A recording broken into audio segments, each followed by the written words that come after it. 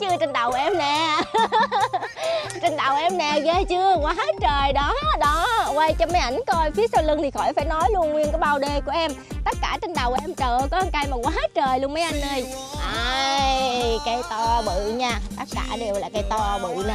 Đó, muốn như thế nào, quá trời luôn, quá trời quá đất luôn. Đi, quá trời luôn rồi. Số lượng nha, số lượng khủng nha, bao nhiêu cũng có hết trơn á. Đi theo em.